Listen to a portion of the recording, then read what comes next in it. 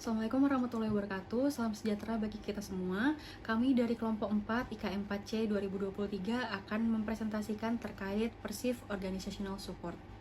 Berikut adalah anggota kelompok kami. Yang pertama ada Cintami, yang kedua Salma, yang ketiga Safa, dan yang keempat Yusro. Pertama-tama adalah definisi dari Perceived Organizational Support. Menurut Eisenberger tahun 1986, Perceived Organizational Support adalah keyakinan karyawan terhadap organisasi tempatnya bekerja. Keyakinan ini dapat mendorong persepsi karyawan mengenai sejauh mana organisasi menghargai kontribusi kinerja dan peduli terhadap kesejahteraan dirinya.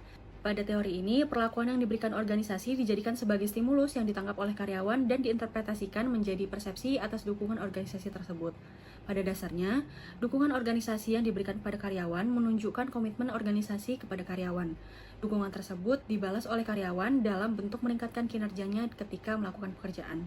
Semakin tinggi kepedulian organisasi terhadap kinerja karyawan, maka semakin tinggi pula persepsi positif karyawan terhadap organisasinya.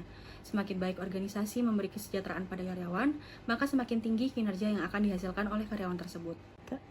Bagi karyawan, organisasi merupakan sumber penting kebutuhan sosio-emosional mereka.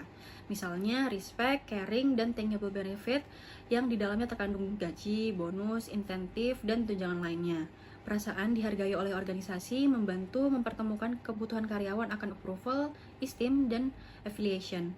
Manfaat yang didapat organisasi yang memberi dukungan kepada karyawannya yang pertama adalah keyakinan karyawan bahwa organisasi tersebut mempunyai orientasi positif atau negatif terhadap mereka yang pada akhirnya akan berpengaruh pada penghargaan terhadap kontribusi dan kesejahteraan karyawan tersebut. Yang kedua, ampuh dalam mempertahankan atau meningkatkan hasil individual maupun hasil organisasi. Yang ketiga, menimbulkan rasa kebermaknaan kepada karyawan, sehingga terbentuk komitmen yang mendorong karyawan untuk berusaha membantu organisasi mencapai tujuannya. Selanjutnya adalah faktor. Menurut Husin, tahun 2012, faktor-faktor yang mempengaruhi perceived organizational support yang dirasakan karyawan ada 3. Yang pertama yaitu adalah kepercayaan. Kepercayaan karyawan dalam organisasi meningkatkan persepsi dukungan organisasi dan berdampak pada komitmen karyawan. Yang kedua adalah akses terhadap informasi. Pemimpin yang berbagi informasi secara terbuka dapat membangun kepercayaan dan rasa dihargai pada karyawan sehingga mendorong peningkatan kinerja. Yang ketiga adalah kesempatan untuk belajar. Pelatihan dan pengembangan dapat membuat karyawan merasa dihargai dan diberi ruang untuk tumbuh sehingga mendukung persepsi positif terhadap organisasi. Selanjutnya adalah dimensi. Menurut Wades dan Eisenberg tahun 2002, Perceived Organizational Support terdiri dari beberapa dimensi yang berasal dari persepsi karyawan terhadap organisasi, yaitu yang pertama adalah keadilan yang diterima atau fairness. Karyawan merasa didukung jika mereka diperlakukan adil, baik dari segi proses, komunikasi, maupun perlakuan sosial. Yang kedua adalah dukungan supervisor atau supervisor support. Dukungan supervisor adalah perhatian dan kearahan dari atasan yang membuat karyawan merasa dihargai dan diberikan dukungan organisasi. Yang ketiga adalah imbalan dan kondisi kerja atau organizational rewards and conditions yang meliputi 1. Gaji, pengakuan dan promosi, 2. Keamanan dalam bekerja, 3. Kemandirian, 4. Peran stresor, dan kelima adalah pelatihan. Selanjutnya adalah pengukuran perceived organizational support itu sendiri. Menurut Rogers dan juga Eisenberger pada tahun 1997, pengukuran perceived organizational support menggunakan 8 poin yang mana merupakan versi pendek dari Survey of Perceived Organizational Support. Yaitu yang pertama ada organisasi menghargai pendapat karyawan dan juga organisasi sangat peduli terhadap kesejahteraan karyawan. Kemudian yang ketiga ada organisasi benar-benar mempertimbangkan cita-cita dan juga nilai karyawan.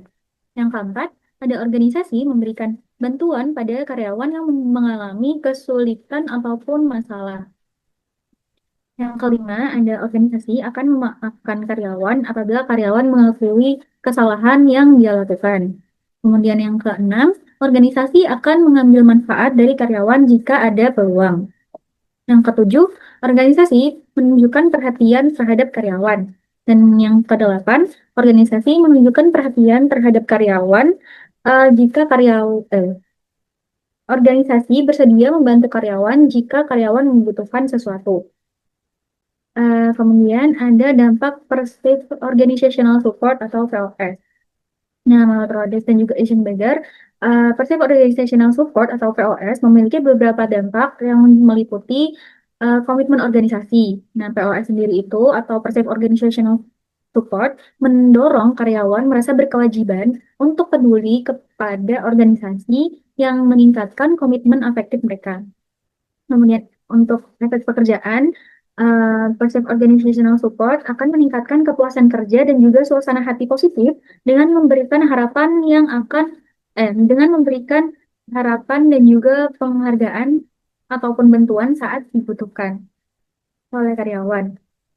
Kemudian yang ketiga ada keterlibatan kerja. PLS atau Passive Organizational Support akan meningkatkan minat dan juga identifikasi karyawan terhadap pekerjaan melalui penguatan kompetensi mereka. Kemudian yang keempat, ada poin kinerja, yaitu untuk mendorong karyawan meningkatkan kinerja dan juga melakukan tindakan proaktif yang menguntungkan organisasi. Mungkin seperti berbagi pengetahuan dan juga melindungi organisasi dari risiko. Selanjutnya contoh implementasi. Di sini ada 3. Yang pertama, mendengarkan umpan balik karyawan. Organisasi aktif mengumpulkan dan menindaklanjuti umpan balik dari karyawan, baik melalui survei, kotak saran, maupun diskusi terbuka. Ini menunjukkan bahwa pendapat karyawan dihargai dan dipertimbangkan dalam pengambilan keputusan. Terus selanjutnya ada dukungan supervisor yang nyata.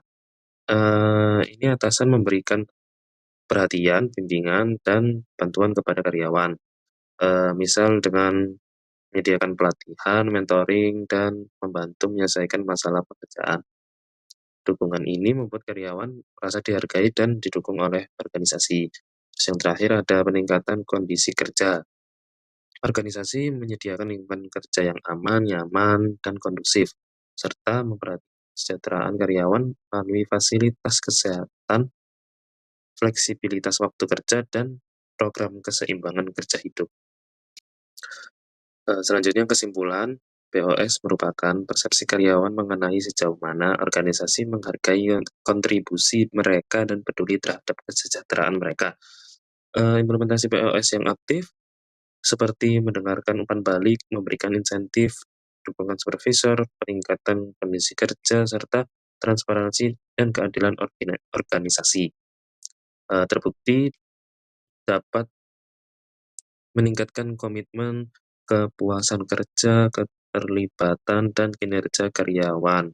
Dengan demikian, organisasi yang mampu membangun POS yang kuat akan memperoleh manfaat berupa peningkatan loyalitas dan produktivitas karyawan, serta tercapainya tujuan organisasi secara optimal. Sekian dari kelompok kami. Assalamualaikum warahmatullahi wabarakatuh.